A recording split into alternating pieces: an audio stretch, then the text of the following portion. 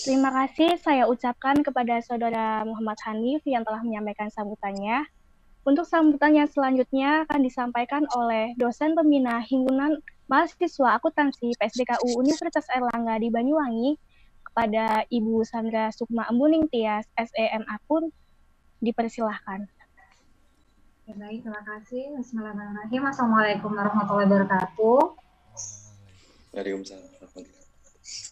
Salam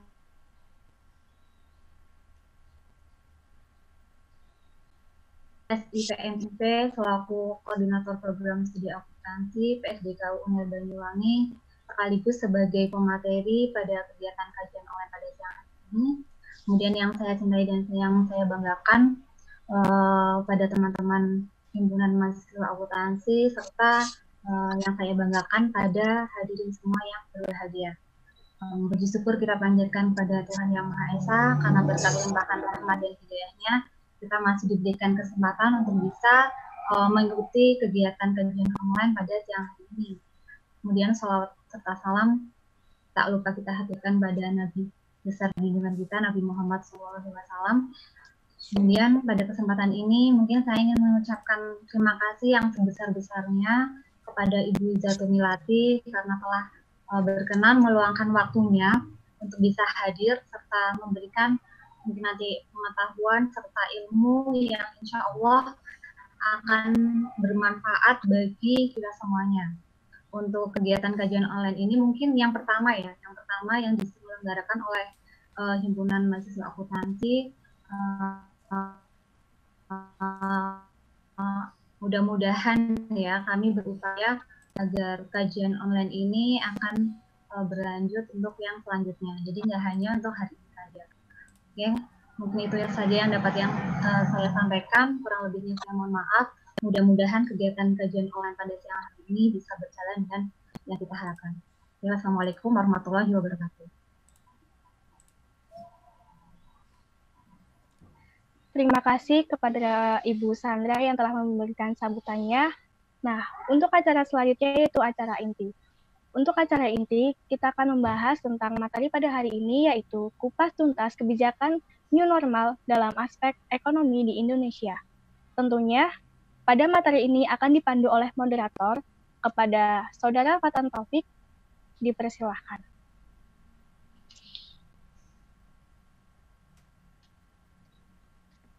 Terima kasih. Assalamualaikum warahmatullahi wabarakatuh. Alhamdulillah amma ba'du. Perkenalkan, nama saya Fatan Taufik dengan NIM 041811535042. Saya di sini selaku moderator yang akan memimpin kajian online ini dengan judul Kupas Tuntas Kebijakan New Normal terhadap Aspek Kebijakan Ekonomi di Indonesia. Nah, jadi untuk langsung saja, menurut Ibu Iza sendiri, itu apa itu new normal dan atas urgensi apa kebijakan new normal ini dicanangkan? Baik, Ibu.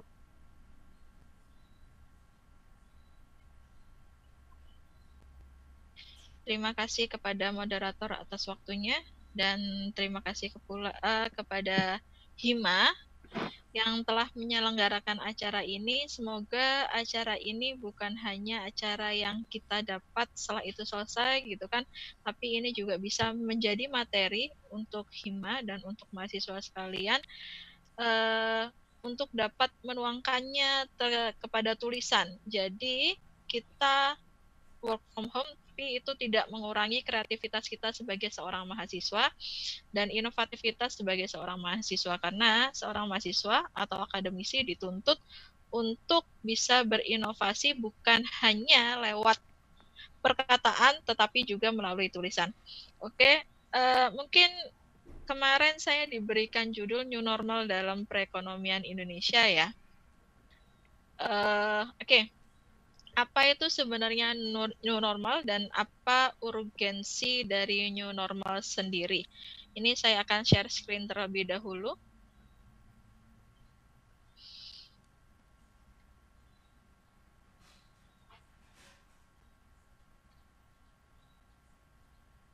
Oke, ya, new normal terlihat semua ya? Sudah terlihatkah, Fatan? Untuk Sudah, Ibu. PPT-nya, Sudah, oke, Ibu. sudah terlihat. Oke, apa itu new normal? Oke, sebenarnya new normal adalah kebijakan yang dikeluarkan oleh pemerintah, gitu kan. Untuk apa, gitu kan, tujuannya adalah untuk dapat mengatasi kondisi perekonomian yang saat ini Indonesia semakin menurun. Walaupun beberapa hari kemarin rupiah Indonesia itu mengalami kenaikan. Tetapi new normal ini harus diberlakukan karena kondisi perekonomian Indonesia yang semakin menurun. Karena apa? Karena dampak dari PSBB yang diterapkan sebagai kebijakan yang dikeluarkan karena faktor pandemi COVID-19. Nah, PSBB sendiri itu apa? PSBB, sebelum kita mengetahui apa itu new normal, kita kembali ke kilas balik sebelumnya, yaitu PSBB. Apa sih sebenarnya PSBB gitu kan? PSBB itu adalah pembatasan segala bentuk kegiatan. Khususnya kalau kita berbicara tentang perekonomian, berarti kegiatan perekonomian jual dan beli. Berarti kegiatan penjual dibatasi, kegiatan pembelian pun juga dibatasi. Nah, karena hal inilah yang menyebabkan kondisi perekonomian Indonesia semakin melemah. Karena kebijakan inilah akhirnya para investor yang ada di Indonesia sudah mengalami krisis kepercayaan sehingga menarik investasinya dan menyebabkan perekonomian Indonesia semakin melemah. Dan bukan hanya Indonesia saja mengalami tersebut, tetapi negara-negara lain juga mengalami kondisi yang sama dalam masa pandemi ini. Lalu dampak yang terjadi apa? Seperti yang saya sebutkan tadi, salah satunya adalah perekonomian. Di sini Indef itu juga menyatakan bahwa PSBB sendiri yang kebijakan yang dikeluarkan akibat COVID ini berdampak pada semua sektor bisnis, utamanya sektor-sektor yang bukan bergerak dalam penyediaan kebutuhan dasar publik. Gitu. Kalau seperti dasar publik seperti makanan, minuman itu masih bisa bergerak. Tetapi sektor-sektor yang lain gitu kan seperti industri dan sebagainya itu tidak bisa bergerak. Karena apa? Karena dampak dari PSBB sendiri dan juga dampak dari COVID itu sendiri. Nah, berdasarkan hasil tersebut, maka diperoleh bahwa pertumbuhan ekonomi Indonesia pada kuartal 1 2020 hanya tumbuh sebesar 2,97%. Padahal di tahun sebelumnya, tahun 2019, pertumbuhan ekonomi itu mencapai 5,3%. Dan investasi pun hanya tumbuh sebesar 1,7%. Impor juga mengalami kondisi yang negatif. Namun ekspor kita sedikit melihat harapan di kondisi ekspor, yaitu ekspor tumbuh sebesar 0,2%. Berarti di balik semua hal ini, di balik PSBB, di balik pandemi, sebenarnya ada peluang yang bisa diambil oleh negara Indonesia. Jika negara kita, pembuat kebijakan kita, bisa membaca peluang yang ada. Karena apa? Karena dilihat dari kondisi ekspor, di Indonesia itu tumbuh sebesar 0,2%. Padahal tahun sebelumnya, ekspor Indonesia itu mengalami posisi yang negatif di angka 1,6%. Nah, di sini, ini sudah saya share, sudah saya, ini belum ya? Saya full screen belum ya PPT-nya? Slideshow-nya? Oh, belum ya? Ini sudah ya? Oke. Jadi terlihat ya. Jadi di sini terlihat dampak bahwa kinerja dan neraca perdagangan tahun 2019 Di sini terlihat bahwa tahun 2019 kita minus 3,23% untuk neraca perdagangan dan kinerja ekspor. Nah, berarti apa? Jika kondisi pandemi ini mengalami atau menimbulkan ekspor naik sebesar 0,2%, berarti kita menemukan sebuah harapan, secercah harapan di situ. Gitu. Karena apa? Karena semua negara mengalami kondisi yang sama. Semua daerah, semua wilayah di belahan dunia itu mengalami kondisi yang sama.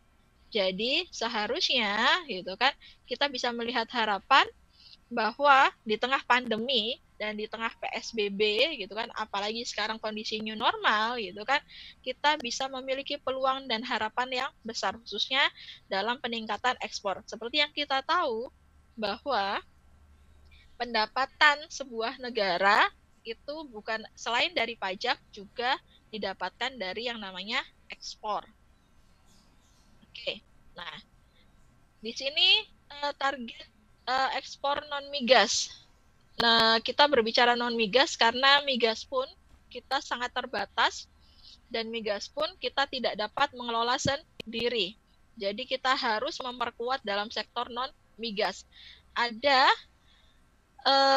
perencanaan yang dikeluarkan oleh Direktorat Jenderal Pengembangan Ekspor Nasional, ada 6 ekspor prioritas. Yang pertama makanan, minuman, tekstil, garment, otomotif, elektronik, produk kimia, furnitur, dan kayu. Nah, di sini sangat terlihat, gitu kan? Di sini sangat terlihat harapan besar bagi bangsa Indonesia di tengah pandemi COVID, khususnya dalam masalah tekstil dan juga produk kimia. Mungkin juga kalau kita bisa mengambil langkah yang bagus lagi, kita juga bisa bekerja dalam bidang elektronik. Kenapa hal tersebut bisa terjadi? Kita ingat, kita memiliki potensi. Yang pertama adalah sumber daya alam, dan yang kedua adalah sumber daya manusia. Sumber daya alam kita sangat melimpah. Gitu. Kita negara yang diapit secara geopolitik, secara geostrategi. Kalau kita juga belajar tentang wawasan Nusantara, kita ini adalah negara kepulauan. Negara kepulauan di mana perairan kita itu 23% lebih besar dari wilayah daratan. Maknanya apa? Berarti kita memiliki potensi sumber daya ikan yang cukup melimpah. Bukan hanya perairan, kondisi daratan kita juga cukup banyak, cukup besar, gitu kan? Berarti apa? Seharusnya di tengah pandemi atau di tengah lockdown, gitu kan? Ini bisa menjadi potensi bahwa bangsa Indonesia, masyarakat Indonesia, walaupun lockdown seharusnya bisa bertahan, khususnya dalam wilayah desa.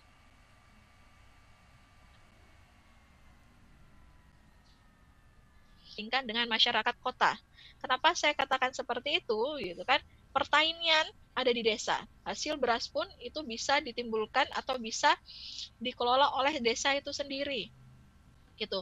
Kalau masyarakat di desa tidak perlu mereka membeli sayuran, mereka tinggal mengambil saja sayuran. Yang diperhatikan adalah masyarakat kota. Maknanya apa gitu kan? Maknanya bahwa Indonesia seharusnya lebih bisa bertahan di tengah pandemi COVID-19, apalagi dalam situasi lockdown, PSBB maupun new normal nantinya. Selain itu, sumber daya alam kita juga melimpah gitu. Maknanya apa? Bahwa bahan baku kita itu cukup besar, cukup tinggi. Gitu. Bahan baku kita untuk produksi industri itu cukup besar dan cukup tinggi. Maknanya apa? Berarti kita tidak perlu impor lagi. Gitu kan? Tidak perlu impor lagi dari negara-negara yang lain. Kita harus bisa mengelola sumber daya alam kita sendiri. Nah, ini adalah peluang kita, harapan kita. Maknanya apa? Berarti di tengah kondisi COVID, di mana negara-negara lain juga sibuk untuk mengatur dan mengelola negaranya sendiri untuk bisa bertahan agar perekonomiannya tidak jatuh, berarti di sini kita punya chance, kita punya kesempatan, kita punya peluang untuk mengatur negara kita sendiri. Tidak ada yang mengintervensi kembali. Amerika sibuk dengan pengelolaan negaranya sendiri, begitupun dengan Cina. Berarti ini adalah kesempatan bagi Indonesia. Karena apa? Karena sumber daya alam kita sangat melimpah. Nah, potensi sumber daya alam ini pun harus diiringi dengan yang namanya sumber daya manusia. Nah, sebelum kita mengalih ke sumber daya manusia, sumber daya alam sendiri pun, selain kita memiliki wilayah laut yang sangat luas, kita berada di dalam wilayah kepulauan, kita memiliki daratan yang cukup subur. Karena apa? Karena kita berada di tengah garis khatulistiwa, gitu kan. Yang kalau mungkin ingat lagunya Kus Plus, batang kayu bisa menjadi makanan, gitu kan. Kalau ditanam di Indonesia, gitu kan. Maknanya apa? Berarti tanah kita sangat subur. Selain itu, kita juga memiliki yang namanya choke point. Apa itu choke point, gitu kan? Choke point adalah titik utama perdagangan dunia. Kalau di sejarah kita mengenal yang namanya Jalan Sutra atau Jalan Emas, gitu kan. Ada 6 choke point, gitu kan, atau titik utama yang dimiliki oleh dunia. 4 choke point ini, titik utama ini berada di Indonesia. 2 berada di luar Indonesia. 2 ini yaitu terusan Suez maupun terusan Panama. Ada di Indonesia itu adalah Selat Malaka, Selat Sunda, Selat Lombok, dan juga Selat Makassar. Oke. Nah, akhirnya dari situ kita tahu bahwa potensi kita bukan hanya suara saya putus-putus ya. Oke. Potensi kita bukan hanya di dalam laut saja maupun di daratan, tetapi juga potensi kita berada di batas-batas wilayah negara. Itu merupakan potensi Indonesia. Harusnya ini menjadi kesempatan, sekali lagi saya ulang lagi, ini menjadi kesempatan, ini menjadi peluang bagi bangsa Indonesia untuk bisa mengatur wilayahnya sendiri, untuk bisa mengeluarkan kebijakan yang tepat bagi bangsanya sendiri, gitu kan, tanpa intervensi dari negara lain, di mana sebelum-sebelumnya kita selalu mendapatkan intervensi dari negara-negara yang lain. Dan kalau kita bisa mengelolanya dengan baik, itu pun bisa dibuktikan, gitu kan, di saat dolar turun di tengah pandemi. Sebenarnya beberapa hari yang lalu pun rupiah kita mengalami penurunan, tapi rupiah kita juga mengalami kenaikan. Nah, di sini kan maknanya bahwa Indonesia tuh memiliki peluang, Indonesia memiliki kesempatan, Indonesia memiliki harapan. Harusnya pandemi COVID ini kita bisa mungkin sedikit satu titik itu adalah menjadi masalah yang harus kita selesaikan. Di satu titik ini adalah merupakan kesempatan maupun peluang bagi bangsa Indonesia. Oke. Nah, sumber daya alam itu juga seharusnya diikuti oleh sumber daya manusia yang tangguh. Nah, disinilah Indonesia yang belum atau kurang memiliki sumber daya manusia. Karena apa? Karena berdasarkan hasil penelitian yang dikeluarkan oleh Bank Dunia atau World Bank, gitu kan, dinyatakan bahwa indeks modal manusia atau Human Capital Index yang dimiliki Indonesia itu masih tertinggal dibandingkan negara-negara yang lain, khususnya negara di ASEAN. Bahkan kita kalah dari Vietnam.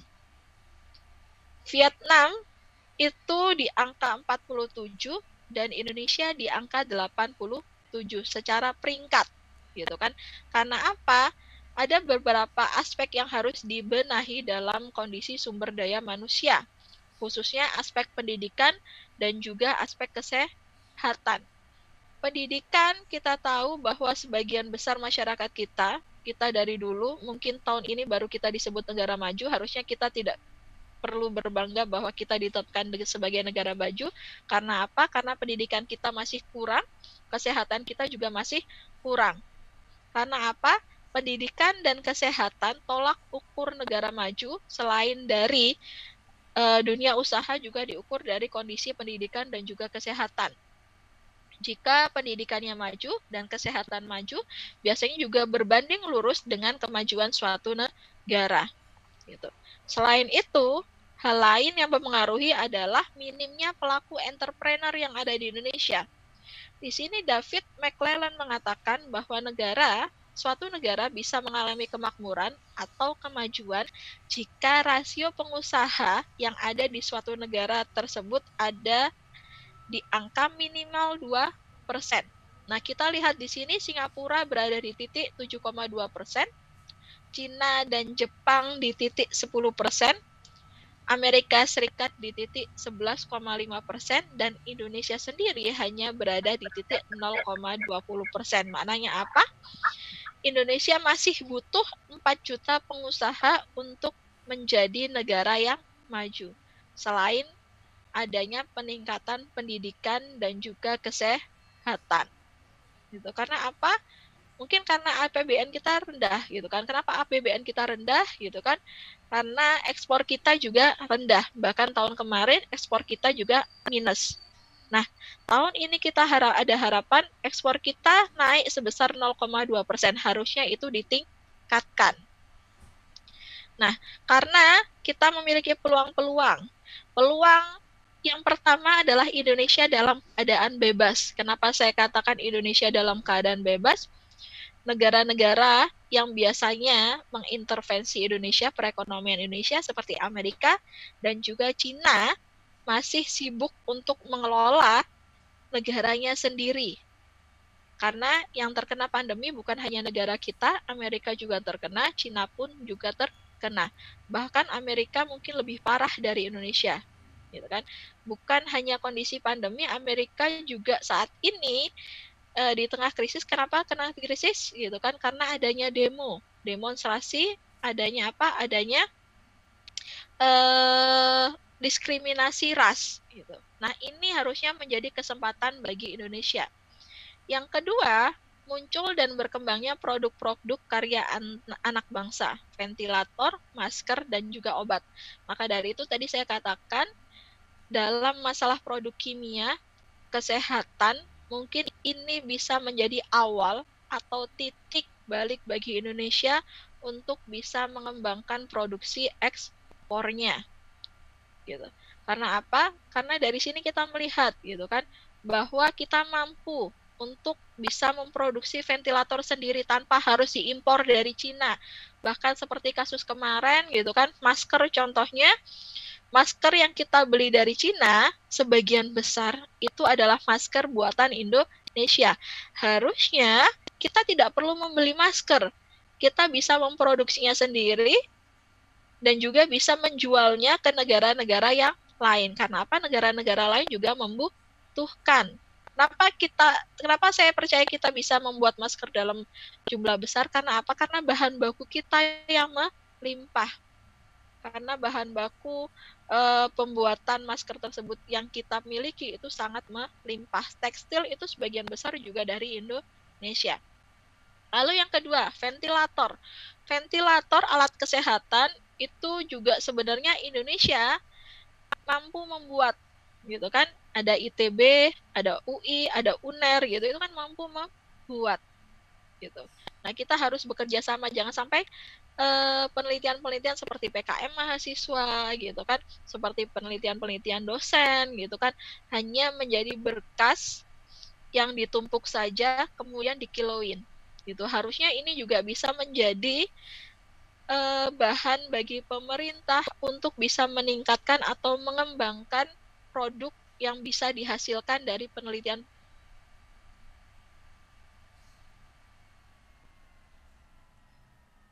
produk utama bagi bangsa Indonesia gitu. Lalu masalah ventilator ini juga sudah disahkan dan juga kemarin ITB itu juga sudah mendapatkan persetujuan gitu. Kan kalau sebelumnya kalau kita Amerika masih sibuk mengurusi Indonesia atau Cina masih sibuk mengurusi Indonesia, itu kan menjadi jangan membuat itu tidak boleh, itu harus dari Indonesia gitu kan. Tapi di saat seperti ini karena negara-negara sibuk dengan urusannya masing-masing, ini adalah menjadi kesempatan bagi Indonesia untuk mengembangkan produknya. Lalu yang ketiga adalah obat.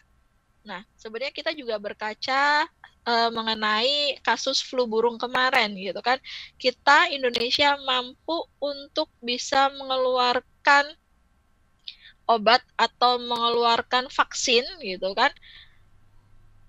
untuk mengatasi kasus flu burung. Maka dari itu kita harus percaya bahwa dalam dalam COVID-19 ini atau new corona virus yang baru ini, Indonesia mampu untuk mengeluarkan vaksinnya atau mengeluarkan antivirusnya. Dan ini sebenarnya sudah ada di sini bahwa Pusat Penelitian UNER menemukan stem cell dengan daya bunuh COVID-19 hingga 90%. Nah, dari sini maknanya apa? Maknanya bahwa Indonesia itu memiliki peluang yang cukup besar. Nah, harusnya new normal atau kebijakan new normal ini menjadi kesempatan, menjadi harapan, menjadi peluang yang besar bagi Indonesia, gitu kan, untuk bisa melangkah menjadi negara maju yang sesungguhnya, agar kita tidak kalah lagi dengan Singapura, agar kita tidak kalah lagi dengan Malaysia, gitu kan. Singapura, kita tahu Singapura itu pulaunya kecil, gitu kan, tetapi dia negara maju. Majunya dari mana? Majunya dari sektor perdagangan. Padahal seperti yang saya katakan tadi, gitu kan, bahwa 4 choke point atau titik utama perdagangan itu sebenarnya dimiliki Indonesia. Kenapa Indonesia kalah dibandingkan Singapura? Inilah yang aneh di situ. Nah, oleh karena itu, new normal ini menjadi kesempatan yang baik bagi Indonesia. Karena apa? Karena new normal ini membuka peluang bagi Indonesia ke arah yang lebih besar. Membuka harapan Indonesia lebih besar lagi. Membuka kesempatan bagi bangsa Indonesia lebih besar lagi jika kita bisa mengambil kesempatan tersebut. Nah, oleh karena itu, para pembuat kebijakan harus mampu melihat peluang tersebut, harus mampu melihat kesempatan tersebut, dan harus melihat harapan tersebut. Gitu. Kalau pembuat kebijakan kita tidak mampu, gitu kan, ya sudah, kita sia-sia. Gitu kan, kita hanya bisa menjadi negara yang bergantung saja, tetapi tidak bisa mandiri. Harusnya saat ini kita mampu menjadi negara yang mandiri dan juga menjadi negara yang berdaulat, tidak kembali lagi bergantung kepada negara-negara yang lain. Karena negara-negara lain pun sibuk mengurusi negaranya sendiri-sendiri. Karena apa? Karena dampak dari pandemi COVID-19 ini. Ya, mungkin itu sedikit penjelasan atau pengantar dari saya. Kita bisa lanjutkan ke diskusi, gitu kan. Karena apa? Ya, ini new normal ini sebenarnya kebijakan untuk membuka lebih besar lagi. PSBB itu juga merupakan kebijakan yang baik, gitu kan. Kalau kita bisa menangkapnya dengan baik, apalagi new normal, gitu kan. New normal berarti Indonesia membuka pintu lebih besar lagi jika para pembuat kebijakan kita mampu menangkap peluang dan kesempatan tersebut. Oke, mungkin itu sedikit penjelasan dari saya. Saya kembalikan ke moderator. Silahkan moderator. Baik Ibu, terima kasih atas pengantarnya tentang new normal dan atas urgensi apa new normal tersebut dicanangkan oleh pemerintah dan menjadikannya sebagai kebijakan. Nah, jadi saya ingatkan kembali untuk teman-teman, kita masuk ke sesi diskusi, di mana diskusi di sini berlaku secara 2 arah. Jadi teman-teman bisa bertanya melalui chat dahulu,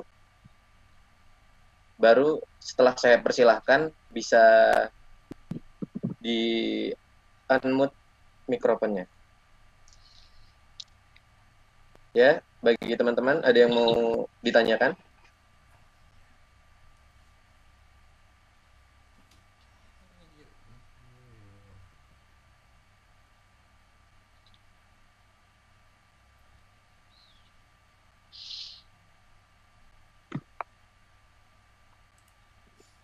Oke. Ini ada pertanyaan dari saudara Nadia Putri Julieta Sitorus. Baik, dipersilakan. Kakak Nadia. Oke, sebelumnya terima kasih kepada saudara Fatan selaku moderator. Baik, begini Bu Iza. Dalam keadaan pandemi seperti ini, maka pemerintah mengeluarkan kebijakan new normal. Nah, jika terus-terusan pandemik ini kayak bisnis, sekolah atau apapun itu hiatus, itu maka perekonomian di Indonesia akan menurun sangat drastis dan mengakibatkan dampak yang lumayan ke masyarakat. Lalu yang jadi pertanyaan saya, maka kebijakan apa yang harus diambil oleh pekerja yang terdampak oleh COVID seperti di PHK, potong gaji, dan lain-lain. Yang tadi saya tangkap dari pengantar Bu Iza berikan, jika misalkan mereka pekerja yang terdampak COVID melakukan usaha, itu mereka mau mendapatkan modal dari mana? Sementara mereka sendiri saja anggapan mata pencariannya sudah tidak ada ataupun dipotong, sehingga untuk ibarat kata kasarannya untuk makan sendiri aja susah, Bu. Jadi apa yang harus mereka lakukan sehingga mereka dapat survive di tengah-tengah pandemik seperti ini gitu. Oke. Moderator, ini langsung saya jawab atau dikumpulkan dulu pertanyaannya? Boleh langsung dijawab, Ibu. Okay. Dan teman-teman juga boleh langsung chat di grup di Zoom aja untuk yang mau bertanya. Baik, Ibu, persilakan. Oke, boleh langsung dijawab ya. Yeah. Ya. Jadi begini ya, makanya saya tadi katakan bahwa sebenarnya ini tergantung pada pembuat kebijakan pemerintah gitu kan. Kita mengenal yang dikeluarkan oleh pemerintah itu yang namanya kartu pekerja. Nah, kartu pekerja kartu prakerja ya. Kartu prakerja ini diberikan pemerintah gitu kan, dan para pekerja yang belum bekerja, maknanya prakerja berarti diberikan uang gitu kan. Uang ini bukan untuk menghidupi kebutuhan dia sehari-hari, tapi untuk dia bisa meningkatkan kemampuannya, mengikuti pelatihan dan sebagainya. Nah, ini kan juga kemarin yang terjadi polemik kan. Nah, ada beberapa pelatihan yang dikawal yang diberikan gitu.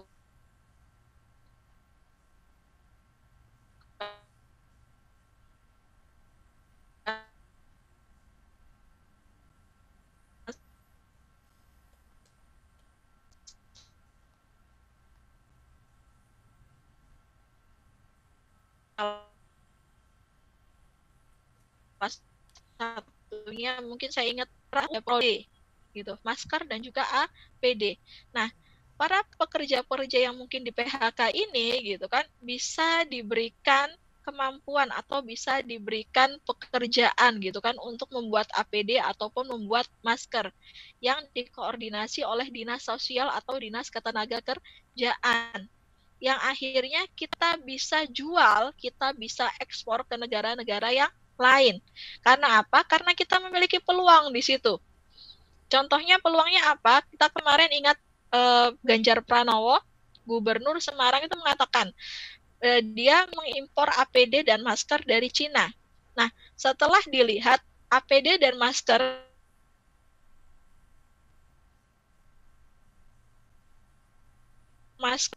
gitu kan, kurang APD, seharusnya kita bisa membuat dan juga bisa mengekspor ke negara-negara yang lain. Nah, membuat ini itu kan butuh pekerja yang banyak. Nah, ini kita manfaatkan di situ.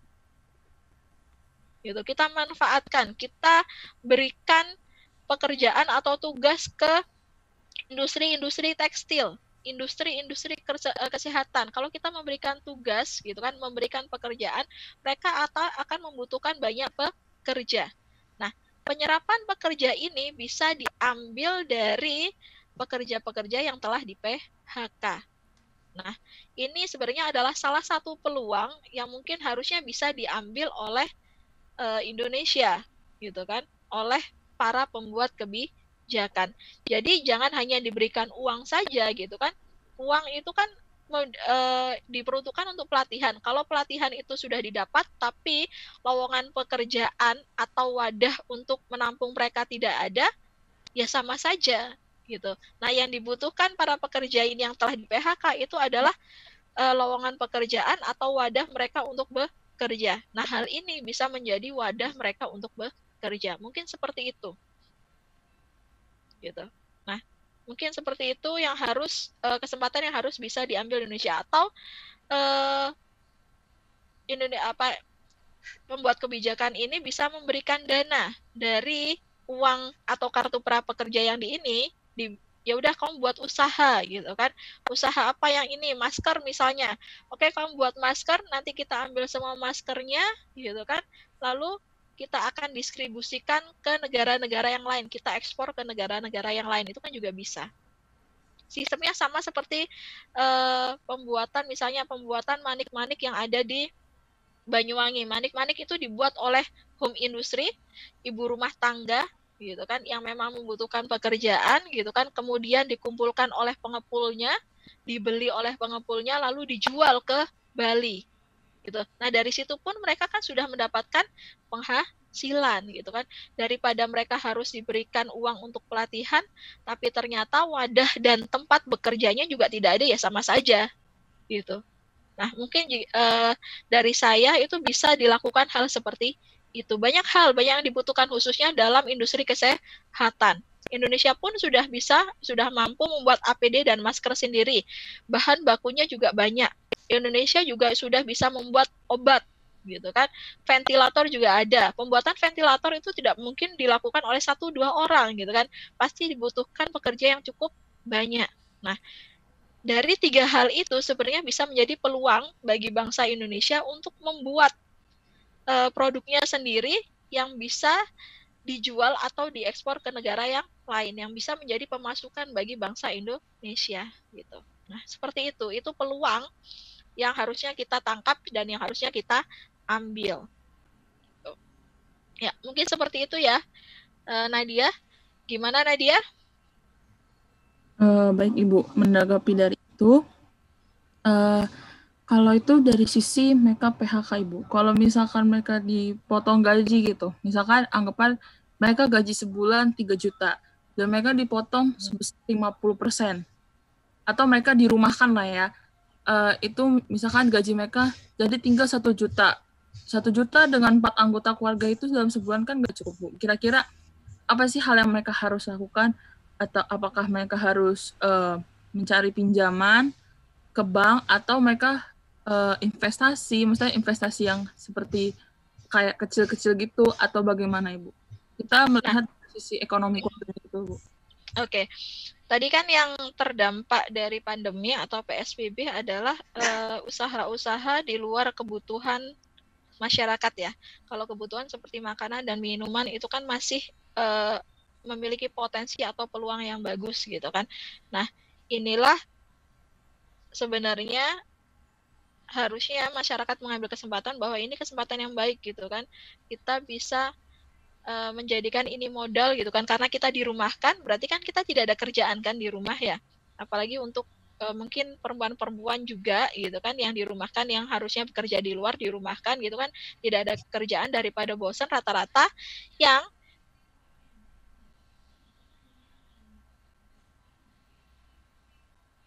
nah jadi kita mengambil kesempatan itu, karena kalau dia bisa memasak ya harusnya kita jual gitu kan. Kita jual ini kan juga kesempatan gitu kan, dimana orang lain bosen nggak boleh keluar gitu kan, nggak boleh makan di luar gitu kan. Nah ini kan bisa jadi kesempatan yang baik buat kita gitu kan, untuk bisa mengambil peluang tersebut. Buktinya apa? Buktinya banyak usaha-usaha makanan baru yang bermunculan gitu. Banyak usaha-usaha makanan baru yang bermunculan. Maknanya berarti apa di situ? Berarti sebenarnya peluang ini bisa diambil. Tidak semua usaha atau tidak semua sektor ekonomi atau sektor bisnis itu lumpuh.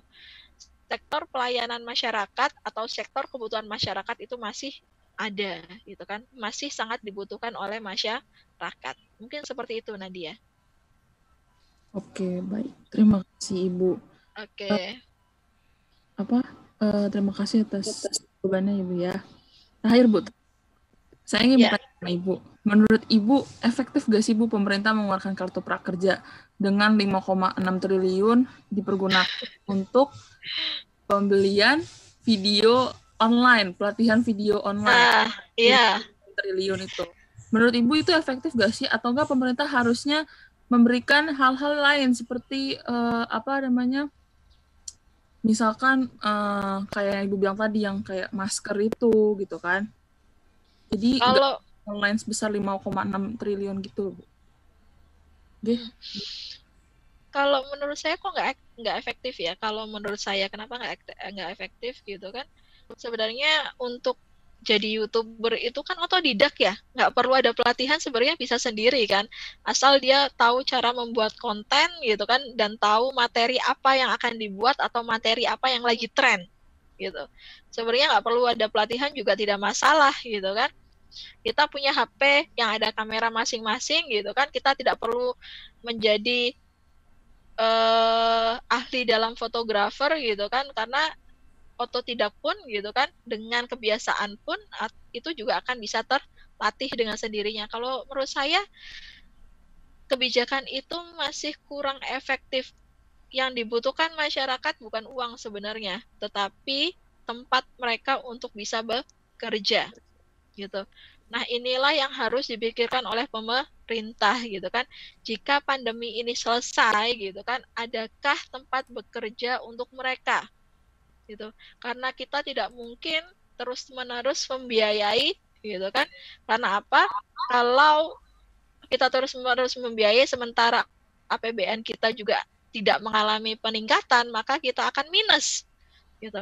Nah, kalau minus, ya yang rugi juga negara kita sendiri gitu kan. Kemiskinan juga akan semakin bertambah gitu kan.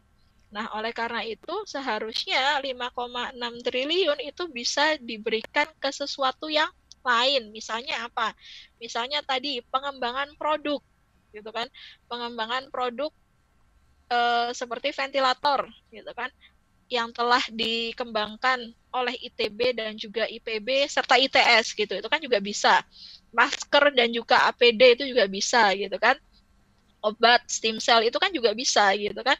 Jadi sebenarnya kerjasama pemerintah itu harus bukan hanya bekerja sama dengan masyarakat, tapi juga bekerja sama dengan dunia pendidikan. Kalian bikin PKM, penelitian gitu kan, itu juga pemerintah jangan sampai digunakan hanya untuk tumpukan saja, kemudian dijual atau di apa namanya, kalau dijual ditumpuk, dikiloin terus dijual gitu kan. Nah, ini kan juga harusnya bisa menjadi masukan gitu kan, bahwa dari penelitian-penelitian yang dilakukan oleh para akademisi tersebut itu bisa menjadi bahan bagi pemerintah untuk bisa membuat atau mengembangkan produk yang memang khas dari Indonesia sehingga bisa diekspor ke negara yang lain. Ya seperti kita tahu di Cina misalnya. Cina, kenapa Cina bisa maju sampai saat ini gitu kan? Karena Cina pertama mengamati gitu kan, mengamati kondisi perekonomian negara-negara lain itu seperti apa. Setelah diamati, Cina itu meniru. Gitu kan? Banyak barang-barang KW yang ada di Cina. Gitu kan, KW-nya kan banyak, barang-barang KW kan banyak di Cina. Setelah ditiru baru dimodifikasi. Nah, setelah dimodifikasi menjadi suatu produk yang memang layak jual, akhirnya menjadi branding dari Cina itu sendiri. Contohnya apa? Contohnya Huawei. Gitu kan, akhirnya Cina mengeluarkan Huawei-nya gitu kan, mengeluarkan HP yang memang dia produk sendiri gitu kan, yang akhirnya mengancam Apple gitu kan, sehingga Trump di situ takut. Karena takut gitu kan, Trump akhirnya melarang Huawei untuk beredar di Amerika gitu. Nah, inilah yang harus dilakukan Indonesia. Jangan hanya diberikan duit saja, tetapi diberikan skill, bukan hanya skill saja yang diberikan, tetapi juga diberikan wadah mereka untuk bisa bekerja. Gitu kan. Dasar kerjanya apa? Produk yang harus dihasilkan apa? Bisa kita bekerja sama dengan universitas-universitas atau dunia pendidikan. Nah, kalau di tengah pandemi seperti ini, berarti yang kita butuhkan itu adalah alat-alat kesehatan. Seperti APD, masker, dan juga ventilator. Itu banyak sekali dibutuhkan. Dan Indonesia sudah bisa bikin sendiri. Nah, ini harusnya menjadi kesempatan dan peluang bagi bangsa Indonesia. Jadi kalau menurut saya 5,6 triliun itu ya masih kurang efektif lah untuk diberikan gitu kan, atau disalurkan ke para pekerja yang dibutuhkan. Mereka itu bukan uang gitu kan, tetapi tempat mereka untuk bekerja gitu kan. Karena tidak seterusnya Indonesia memberi atau bangsa atau negara itu memberi mereka setiap bulan diberi 600.000 kan, tidak seterusnya gitu kan. Nah, kalau itu sudah berhenti, lalu mereka mau gimana? Gitu kan? Mereka nggak ada kemampuan, mereka nggak ada tempat bekerja, lalu mereka gimana? Mereka pengangguran. Kalau pengangguran berarti pengangguran di Indonesia semakin banyak, maka Indonesia pun kemiskinan juga akan semakin banyak. Nah, itulah yang akan terjadi. Nah, yang harus dipikirkan adalah tempat mereka untuk bekerja. Nah, Indonesia harus bisa mengambil peluang tersebut. Itu menurut saya, Nadia. Baik, Mbak Nadia.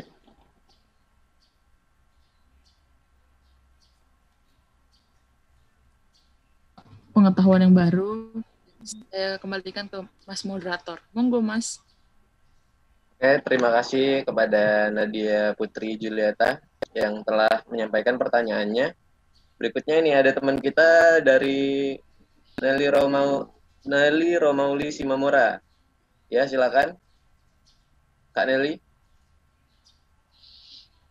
Oke, terima kasih kepada moderator yang telah memberikan kesempatan kepada saya untuk bertanya. Jadi saya mau bertanya kepada Ibu Ija terkait dengan kebijakan new normal yang sedang dijalankan oleh pemerintah saat ini.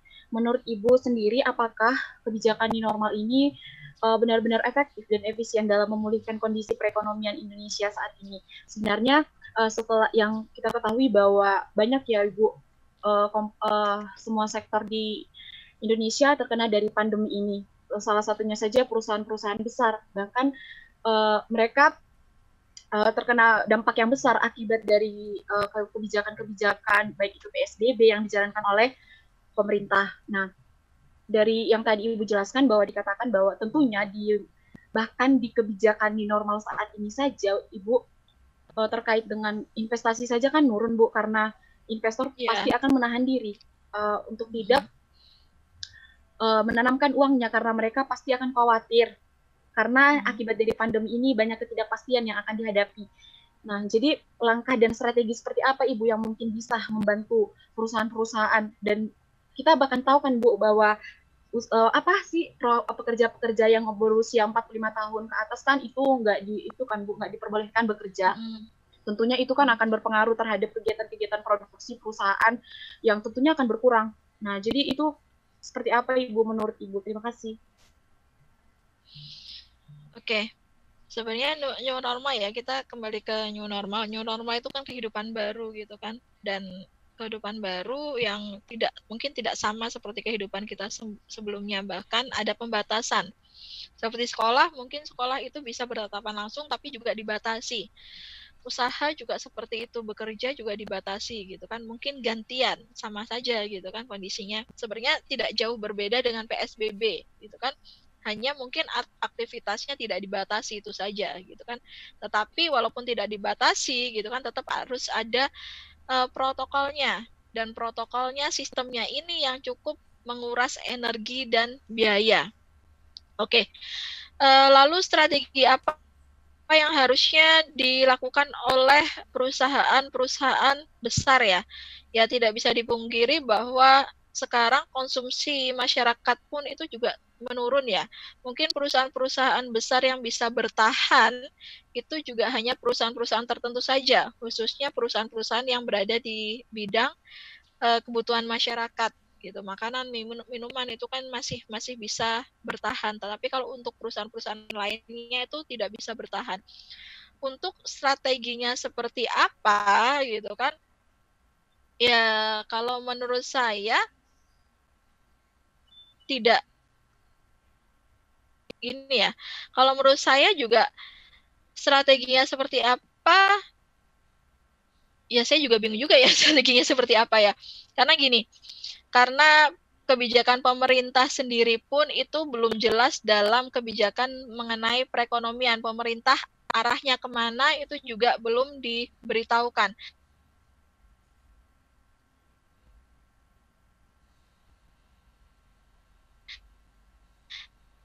Hanya untuk new normal sendiri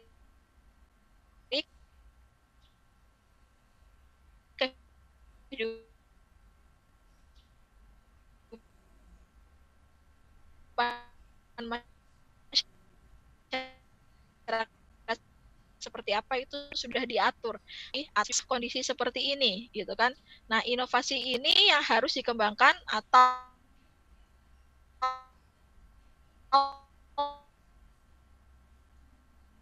dilakukan oleh sebuah dalam PSBB itu kan mereka tidak boleh makan di tempat tersebut.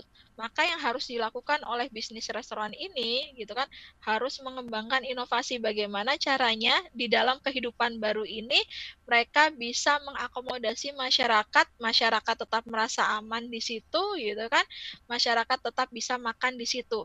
Nah, untuk perusahaan-perusahaan yang lain mungkin bisa melihat peluang gitu kan atau kesempatan yang bisa mereka lihat apa yang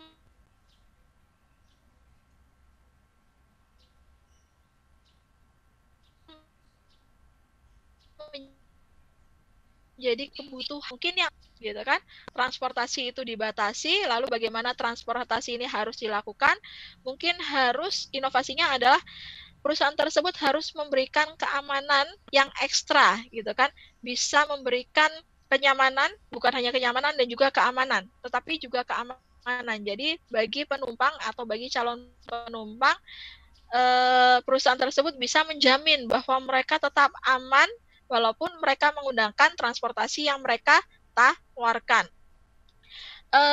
Hotel juga gitu kan bisnis hotel itu juga mengalami kondisi yang sama gitu kan lalu bagaimana pariwisata kan juga tidak mungkin seperti dahulu gitu kan pariwisata kan juga semakin berkurang nah berarti pihak hotel pun gitu kan harus bisa memberikan inovasi gitu kan apa yang harus dilakukan gitu kan untuk memberikan keamanan kepada calon pengunjung atau keamanan terhadap calon konsumen gitu kan lalu contoh lain misalnya perusahaan ekspor dan impor. Nah, kalau ekspor dan impor berarti kan harus melihat peluang gitu kan. Apa yang bisa diekspor dan juga apa yang bisa diimpor gitu kan. Nah, kalau diimpor berarti kan dilihat oleh kebijakan negara terlebih dahulu sama halnya juga kebijakan ekspor gitu kan. Berarti juga harus melihat kondisi sebuah negara tersebut gitu kan. Lalu untuk perusahaan yang lain ya jadi strateginya yang bisa saya berikan adalah perusahaan harus melihat gitu kan atau mengembangkan sebuah inovasi yang disesuaikan dengan kondisi yang saat ini gitu kan. Mungkin itu strategi yang bisa saya berikan. Kenapa saya bilang mungkin karena juga saya bukan pengamat ekonomi ya atau bukan pengamat dunia bisnis gitu kan. Jadi saya tidak bisa memberikan tanggapan secara real gitu kan. Yang bisa saya hanya berikan adalah bahwa perusahaan itu harus memiliki inovasi gitu kan, harus memiliki kebaruan gitu kan dengan melihat kondisi yang saat ini, dengan melihat kebutuhan-kebutuhan masyarakat maupun kebutuhan-kebutuhan konsumen gitu kan yang berubah gitu kan akibat pandemi COVID-19 ini gitu. Mungkin itu yang bisa strategi yang bisa saya berikan gitu kan karena pemerintah pun itu kan juga sedang mengalami kebingungan gitu kan mau ke arah yang mana gitu kan jadi perekonomian ini mau dibawa kemana juga pemerintah masih dalam kebingungan karena seperti yang dikatakan oleh Menko perekonomian mengatakan bahwa hal seperti ini gitu kan akan membuat perekonomian kita semakin melambat hingga 2023 gitu. Nah, berarti maknanya apa? Berarti pemerintah pun itu belum tahu gitu kan strategi apa yang harus dilakukan, kebijakan apa yang harus dilakukan gitu kan. Tapi kalau melihat kondisi kita seperti ini gitu kan yang bisa saya katakan bahwa kita harus melihat peluang gitu kan. Kita harus melihat kondisi masyarakat, kondisi lingkungan gitu kan yang bisa kita saring sehingga kita bisa melakukan kebaruan gitu kan terhadap produk-produk yang akhirnya dikeluarkan oleh perusahaan melihat kondisi masyarakat dan juga kondisi lingkungan akibat pandemi COVID-19 ini. Mungkin itu yang bisa strategi yang bisa saya berikan. Gitu.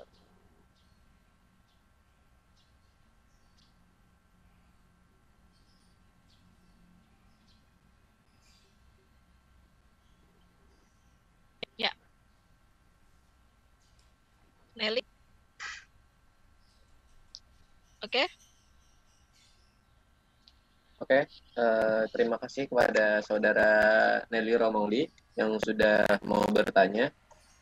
Ini teman-teman ada yang ingin bertanya lagi, bisa di chat di Zoom grupnya ya.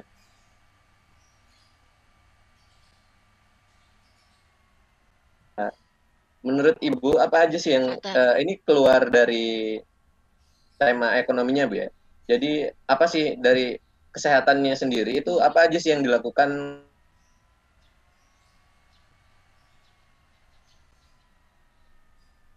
diperbolehkan untuk keluar rumah? Apa aja yang harus dilakukan, yang harus dijaga? Terus menurut Ibu bagaimana tanggapan Ibu tentang herd immunity yang telah dilaksanakan di Indonesia karena new normal ini? Gitu. Oke, karena saya bukan orang kesehatan ya, jadi saya tidak berani mengambil pernyataan gitu kan. Tapi yang saya tahu, ini saya baca dari satu artikel yang dikeluarkan oleh Dr. Rhonda Patrick gitu kan. Ini yang harus kita ketahui bahwa masyarakat Indonesia yang meninggal akibat COVID setelah diteliti 98% itu dikarenakan kekurangan vitamin D. Gitu. Jadi masyarakat yang positif terkena COVID yang meninggal setelah diteliti gitu hasilnya adalah 98% orang yang meninggal ini itu adalah orang yang kekurangan vitamin D. Nah, berarti apa gitu kan? Dengan kondisi lingkungan gitu kan? Dengan kondisi cuaca yang ada di negara kita, yang mana kita banyak terkena sinar matahari, berarti harusnya kita banyak juga terkena vitamin D, ya kan? Nah, berarti itu harusnya bisa menjadi penambahan imunitas bagi kondisi kita untuk menghadapi virus COVID-19 ini. Karena beliau mengatakan bahwa 98% yang meninggal di Indonesia itu adalah orang-orang yang kekurangan vitamin D. Gitu. Berarti apa maknanya? Berarti herd immunity pun itu seharusnya juga tidak perlu untuk dilakukan gitu kan. Karena kalau kita rajin-rajin untuk berjemur dan berolahraga gitu kan bisa meningkatkan vitamin D kita, maka kita akan memiliki kekebalan gitu kan pada virus corona atau virus new corona ini yaitu COVID-19 ini gitu.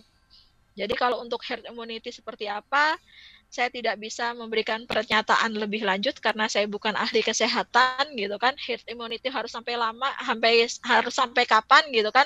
Karena kekebalan seseorang itu kan harus dibentuk dan tidak mungkin dalam waktu sebulan atau 2 bulan, pasti dibentuk dalam waktu bertahun-tahun gitu kan. Kalau bertahun-tahun itu sampai kapan gitu kan juga tidak tahu, tapi yang pasti menurut penelitian dari Dr. Rhonda Patrick itu mengatakan bahwa 98% orang yang meninggal yang ada di Indonesia itu dampak apa? Sebabnya itu adalah orang-orang yang kekurangan vitamin D. Gitu. Jadi sebelum herd immunity itu bisa dibentuk gitu kan atau bisa dilakukan ya lebih baik kita rajin-rajin berjemur diri itu saja gitu kan. Kalau herd immunity itu butuh waktu yang sangat lama. Seperti vaksin gitu kan. Orang-orang bilang vaksin itu adalah salah satu penangkal virus, memang salah satu penangkal virus gitu kan. Tapi vaksin itu butuh waktu yang lama gitu kan. Tidak mungkin vaksin itu langsung dibuat, langsung jadi, langsung disebar gitu kan. Tapi harus melakukan uji analitis yang cukup lama. Sama seperti halnya dengan herd immunity gitu kan. Seperti kita kebal terhadap malaria.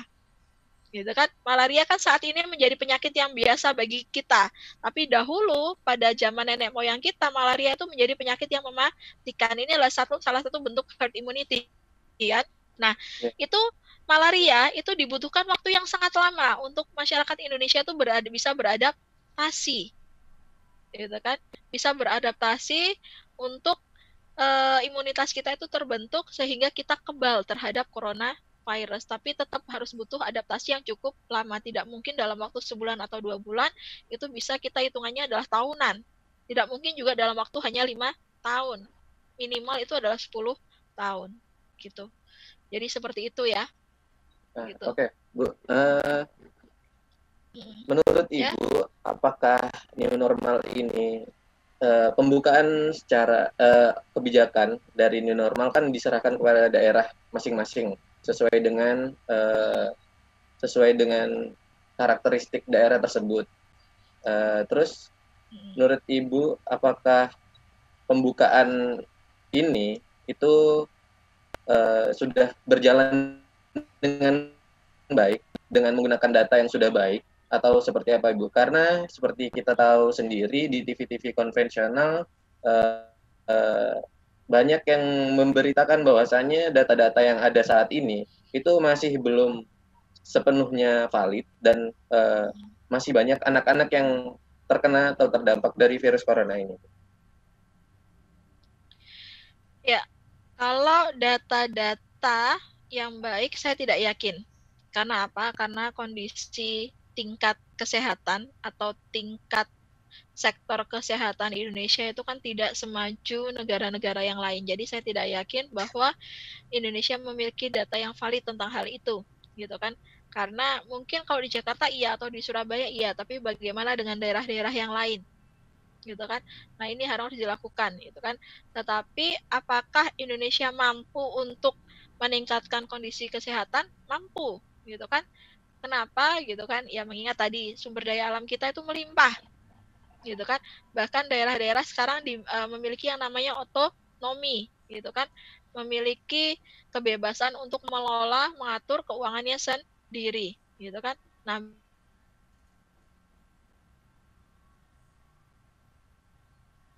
yang lain gitu kan, asal pemerintah daerahnya itu memiliki perhatian terhadap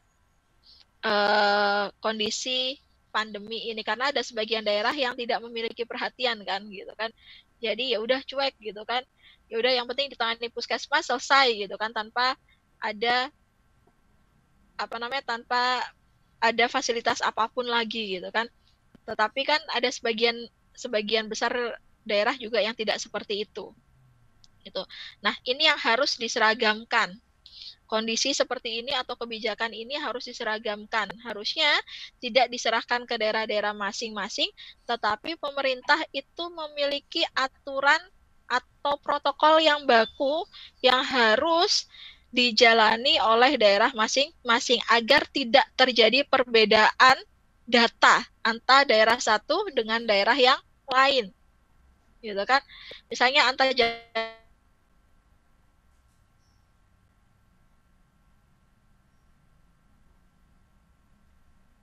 Jakarta sekarang, gitu kan?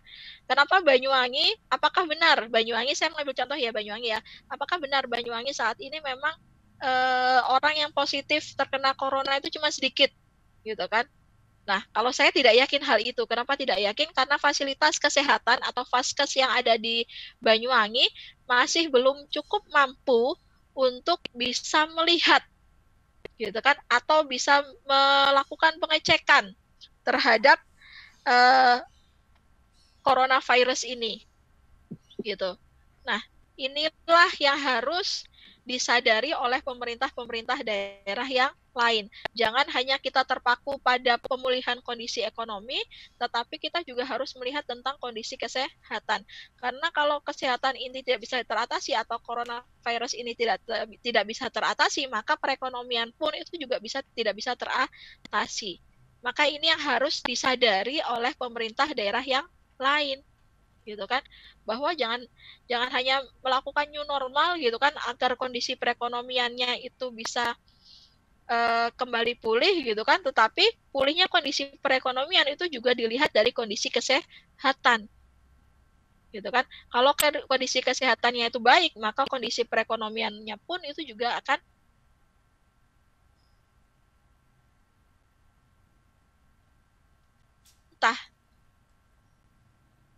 dan juga pemerintah daerah khususnya, karena pemerintah daerah sudah diberikan kebebasan atau diberikan otonomi pada daerahnya masing-masing. Nah, harus memiliki kesadaran untuk bisa meningkatkan fasilitas kesehatan di daerahnya masing-masing seperti itu. Karena apa? Karena misalnya di Banyuwangi itu memang wilayah kabupaten, berarti banyak desanya. Masing-masing desa itu sudah ada yang namanya dana desa. Nah, dana desa ini gitu kan harus bisa dialihfungsikan gitu kan ke hal-hal yang lebih urgent, misalnya kesehatan atau fasilitas kesehatan gitu kan. Nah, kalau ini sudah dilakukan gitu kan, maka data ini bisa dihasilkan dengan baik gitu. Jadi pemerintah sendiri pun atau masyarakat sendiri pun tidak ragu. Gitu. Karena apa? Karena kan kalau kita berbicara fasilitas kesehatan, kita akan berbicara tentang dana. Gitu kan. Dana pun sebenarnya sudah dimiliki, gitu kan. Masyarakat pun itu sudah memiliki dana. Gitu. Dana desa khususnya. Kabupaten pun, pemerintah daerah pun itu juga sudah memiliki dana APBD yang bisa dikelola dan diatur sendiri. Nah, ini harus digunakan ke sektor-sektor yang tepat atau sektor-sektor yang urgent. Dan untuk saat ini berarti harus digunakan ke sektor alat fasilitas kesehatan. Sehingga apa? Sehingga kita bisa mendeteksi penyebaran kasus virus corona ini. Setelah kita bisa mendeteksi, maka kita bisa setelah mendeteksi berarti kita bisa mencegah juga memperbaiki. Jika kita memperbaiki gitu kan, maka kondisi kesehatan ini semakin baik, kondisi perekonomian pun akan juga semakin baik. Jadi seperti itu ya, Fatan. Ya. Terima kasih.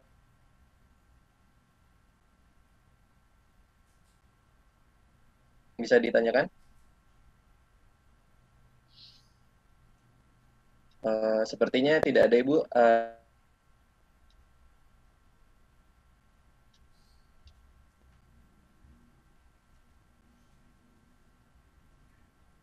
Di akhir kajian online.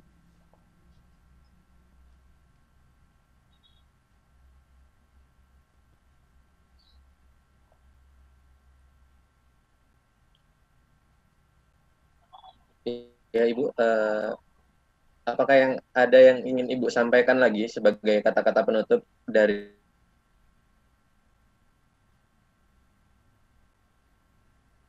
penutupnya adalah sebenarnya gini ya, sebagai kalian di sini kan penerus bangsa, sebenarnya kalian harus peka gitu kan melihat kondisi negara kita. Kita diajari tentang yang namanya wawasan Nusantara atau cara pandang kita terhadap negara kita gitu kan, bangsa kita gitu kan. Kita harus memahami kondisi baik bukan hanya kondisi geografis tetapi juga kondisi masyarakat negara kita. Agar apa? Agar kita bisa membuat kebijakan secara tepat.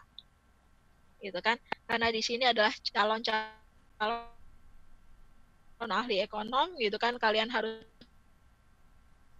melihat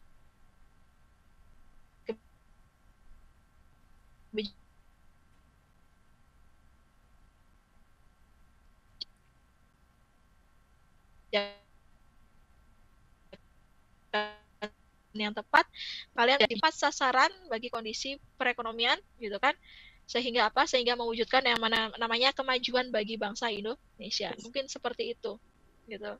Jadi jangan lagi kita seperti ini, kita harusnya paham gitu kan bahwa kita memiliki 6 titik utama yang seperti saya jelaskan tadi gitu kan. Tapi kenapa gitu kan pusat perdagangan itu semua terpusat di Singapura, padahal semua titiknya itu ada di negara kita, mulai dari Selat Sunda, Selat Malaka, Selat Makassar, dan juga Selat Lombok. Tapi kita tidak bisa mempergunakan hal itu. Berarti apa? Berarti wawasan kita terhadap bangsa kita dan negara kita itu rendah, gitu kan? Nah, inilah yang harus ditingkatkan dalam mengeluarkan kebijakan seperti apapun. Misalnya contoh gini, lockdown. Sebenarnya lockdown pun itu juga bisa dilakukan, gitu kan. Paling yang diperhatikan hanya masyarakat kota. Untuk masyarakat desa, mereka lebih mampu dan mereka lebih bisa bertahan di kondisi lockdown. Karena apa?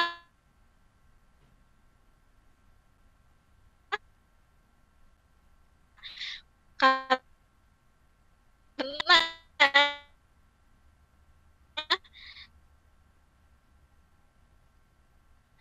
masyarakat desa itu cegah dan sebagainya gitu. Nah, inilah gitu kan. Nah, berarti di sini kebijakan itu harus diambil dengan melihat kondisi gitu kan. Bukan hanya kondisi negara kita, tapi juga kondisi bangsa kita. negara kita berarti kita lihat kondisi secara geografis gitu kan. Kalau bangsa berarti kita melihat kondisi dari segi masyarakat dan segi sosialnya. Mungkin seperti itu Fatan yang perlu saya sampaikan. Berarti kalian seharusnya menjadi seseorang yang lebih peka terhadap lingkungan di sekitar kita masing-masing. Nah, ini juga akan menjadi alat kita untuk menghadapi new normal. Kita peka gitu kan sebagai diri kita pribadi gitu kan, sebagai individu kita selalu peka. Karena apa? Karena kita bisa menjaga diri sendiri. Kalau kita bisa menjaga diri sendiri, berarti kita juga bisa menjaga orang lain. Nah, mungkin seperti itu ya. Itu sedikit yang bisa saya sampaikan. Semoga apa yang saya sampaikan bisa menjadi ilmu yang bermanfaat bagi saya sendiri dan juga bagi masing-masing dari kalian. Terima kasih. Dari saya cukup sekian. Assalamualaikum warahmatullahi wabarakatuh. Waalaikumsalam warahmatullahi wabarakatuh. Terima kasih kepada Ibu Iza Tomilati yang telah menyempatkan waktunya untuk bergabung bersama kami di kajian online ini. Untuk kesimpulan sendiri, new normal merupakan urgensi, merupakan kebijakan yang dikeluarkan oleh pemerintah atas urgensi ekonomi yang semakin menurun dikarenakan virus corona. Nah, apa aja sih yang harus kita lakukan di new normal ini, seperti mencuci tangan, tetap mencuci tangan dan tetap memakai masker jika kita keluar, dan tetap menjaga jarak agar kita tidak turut tertular oleh virus corona ini. Nah, banyak yang terdampak dari adanya virus corona ini yang merebak, bahkan seluruh dunia pun terdampak. Tapi ada sedikit peluang. Ada peluang yang harus kita manfaatkan sebagai manusia yang cinta tanah air. Dan kita harus peka terhadap kondisi lingkungan kita, seperti yang disampaikan oleh Ibu Iza tadi. Dan jangan hanya peka pada pasangan saja. Oke, mungkin hanya itu yang dapat kita simpulkan. Banyak sekali pelajaran yang dapat kita ambil dari apa yang telah disampaikan oleh Ibu Iza Tomilati tadi, maupun yang telah disampaikan oleh teman-teman yang sudah bertanya tadi. Semoga ilmu yang kita diskusikan di sini dapat bermanfaat di kehidupan kalian dan menambah wawasan ilmu pengetahuan terutama tentang new normal, dampak new normal terhadap perekonomian.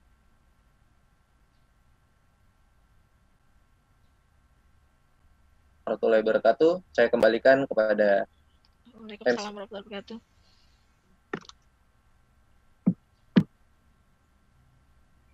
Terima kasih saya ucapkan kepada Ibu Iza selaku pemateri dan juga Fatan Taufik selaku moderator untuk acara selanjutnya yaitu foto bersama. Untuk seluruh peserta dimohon untuk menyalakan kameranya.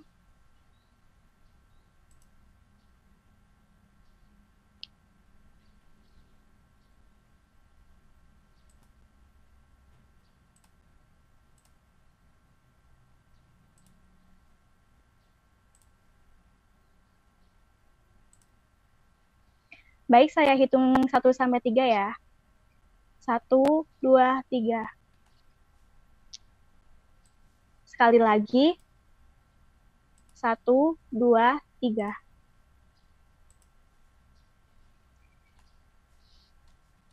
Baik, terima kasih. Demikian acara kajian online pada siang hari ini. Saya ucapkan terima kasih kepada pemateri dan juga seluruh peserta yang telah mengikuti rangkaian acara ini dari awal hingga akhir. Saya selaku MC pada acara siang hari ini, memohon maaf yang tulus-tulusnya atas kesalahan dan juga kekurangan baik dalam tutur kata maupun perilaku. Sekian, dan jangan lupa untuk mengikuti kajian-kajian selanjutnya. Terima kasih. Wassalamualaikum warahmatullahi wabarakatuh. Waalaikumsalam warahmatullahi wabarakatuh.